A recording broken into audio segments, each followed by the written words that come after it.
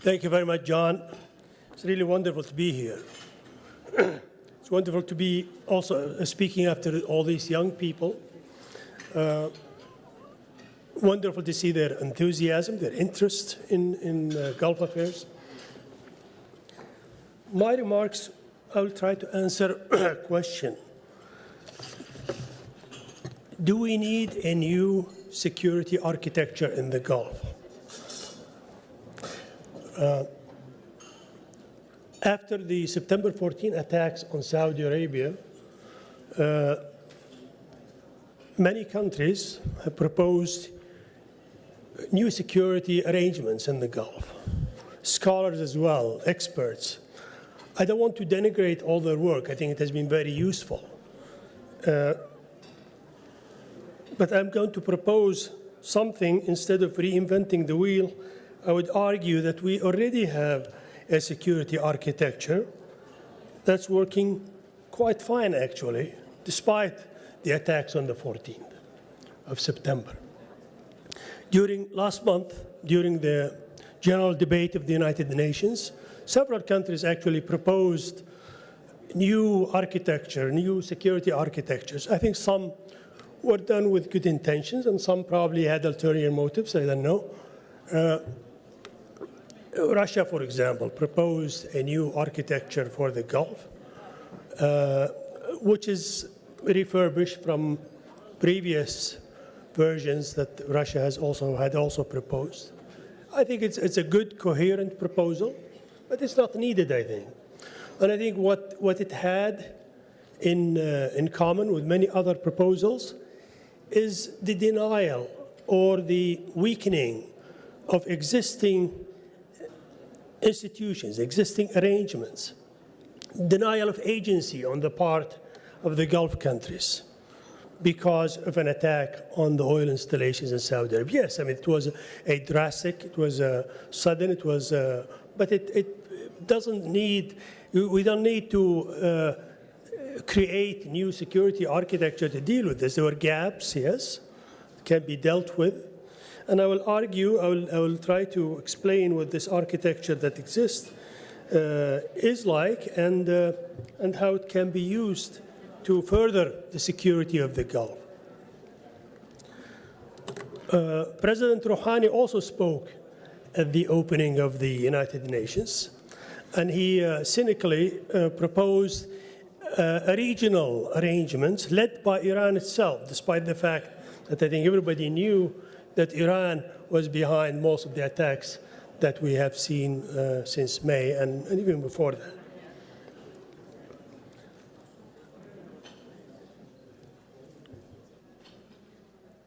I think we have the GCC has had over the last 38 years has been able to build a robust security arrangement. Yes, the GCC is a political and economic body as well, but the security pillar was always an important component of its integration projects. One of them is the establishment of the Unified Military Command, a project that took 5 years to build, and it was crowned last November by the appointment of General Eid Shloui from Saudi Arabia as the new general commander of the Unified Military Command of the GCC. The Unified Military Command is overseen by the Joint Chiefs of Staff of the Gulf countries, which have been meeting regularly despite the rift that John referred to between some of our member states. But nevertheless, military work has continued with participation from all 6 countries. Counterterrorism also has been a main focus of the GCC, especially in the last 15 years or so. It's the internal security or counterterrorism is dealt with through the Secretariat and also through the GCC police, which is based in Abu Dhabi, again overseen by the Ministers of Interior, who also have met despite the rift between some of our member states. The security architecture that is built around the GCC is based on a mutual mutual defense treaty that was concluded in the year 2000, and it was ratified by all 6 member states. And what it does is it coordinates the work of all military services. In the past, prior to the establishment of the Unified Military Command, there were separate services coordination, and now that all of them are together in the Unified Military Command. The Article 2 of the Collective Defense Treaty is similar to Article 2 of Article 2 of our Mutual Defense Treaty is similar to Article 5 of NATO. It says GCC security is indivisible and is the obligation of each member state to come to the defense of any other member state that faces external aggression. That Article 2 of the Mutual Defense Treaty was invoked in the most recent summit last May in Mecca. And since then, actually, the coordination, the joint work, joint action by member states has increased. Now, what about alliances or partnership with external powers? I think we can draw an important lesson from the events unfolding in northern Syria this month, when the U.S. decided to withdraw its remaining forces from that region. A security vacuum was created because the alliance was only included a small faction of the Syrian political body. Turkey launched its long-planned invasion into Syria. Now, if you look at the 10-point accord that was reached this week between Turkey and Russia, it's clear that it divides the security roles between these two countries, but it has also sidelined both the United States and SDF. The lesson I think we can draw from that is that even though foreign partnerships, external partnerships, are important, they can be also volatile and subject to considerations beyond the local powers' control. And that's something that the GCC has always noticed because, as you probably know, our relationships with the different administrations were not always the same. We didn't always see eye to eye.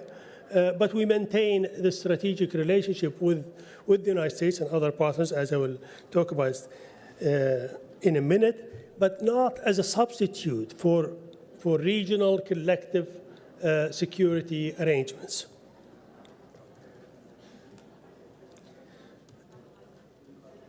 General McKenzie this morning referred to the meeting that was held this week in Riyadh that included 18 countries.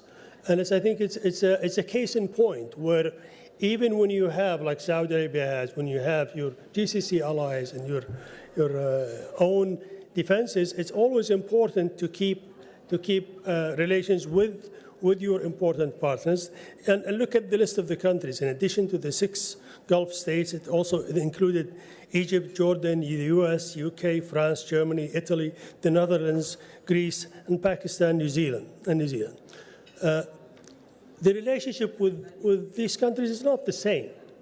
And yet, Saudi Arabia has called on them to come to Riyadh to discuss how to respond to the latest attacks in the Gulf, attacks on maritime shipping and also on oil installations. The meeting, which was held on Monday, made it very clear, as you can see probably from the general communique, made it very clear that all 18 countries supported Saudi Arabia's right to defend itself, to defend its territorial integrity, to defend its infrastructure. And also they said in the communique, the commitment by the 18 Joint Chiefs of Staff, that they will coordinate to provide the support that Saudi Arabia may need. And that they will meet again on November 4th to decide precisely the division of labor between the 18 countries.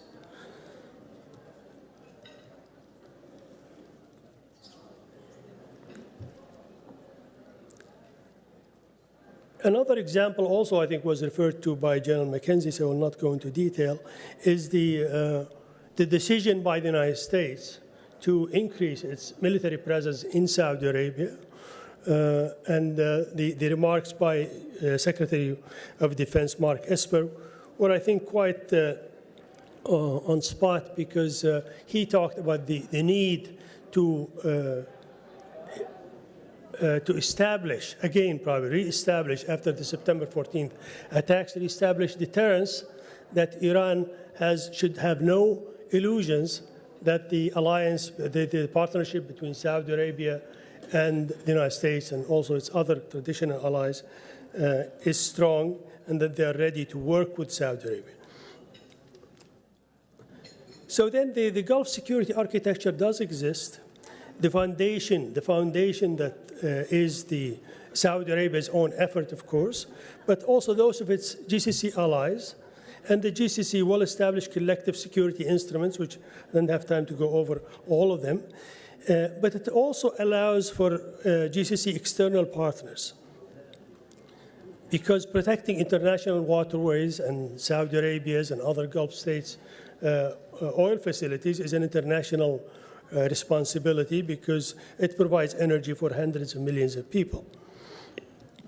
So the interests of the United States and the GCC coincide. It's not a patron-client relationship. It's really it's a mutually beneficial relationship where both economic interests and security interests, as were explained in the remarks by General McKenzie this morning, they overlap.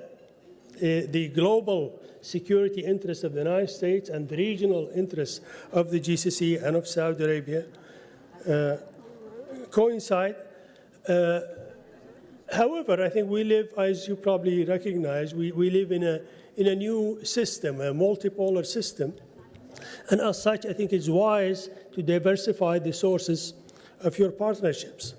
And that's what the GCC is now considering. So in addition to our traditional partnership with the United States that goes back, what, 80 years, and with the United Kingdom that probably goes more than that, we're also considering establishing strong relationships and with dozens of countries, actually. We have established what we call a strategic dialogue. Strategic dialogues are actually ways to explore and understand the interests between of the GCC and of our key partners, to find out whether there is room for working together, either economically or on security or politically. And I'll give you one case of China, for example. China, as you know, is very much interested in creating a strategic partnership with the GCC and with individual member states as well. And we are interested as well, so we're exploring that. It's not to replace the traditional partnerships with the United States, because that will stay. In fact, I think our hope is that it will be strengthened. And as you probably know, there has been a proposal on the table for about the last 4 or 5 years to establish a treaty-based alliance between the Gulf states and the United States. Hasn't happened yet, but I think the idea is there to distinguish this special relationship from the other partnerships. In terms of trade, of course, the GCC has almost completely diversified. We don't have any trading partner that controls or that has more than 11% of our overall trade. Unlike in the past, where we had about 25% of our trade was with the European Union, and about 15% with the United States. Now we have a more balanced trading relationship, where China is now about 11%, the EU is about 11%, and the United States about 8%. Yes, China has gained at the expense of our traditional partners economically or in terms of trade, but not in terms of investment, for example, other important relationships. It's a specialized relationship between us and China, and our FTA negotiations with China are very close to completion, while with the EU, for example, the negotiations have been stalled for a long time. And with the United States, although there is some discussion, they haven't even started. However, there should be no misunderstanding. I think there was a statement made by a Pentagon official a while ago, I forget his name.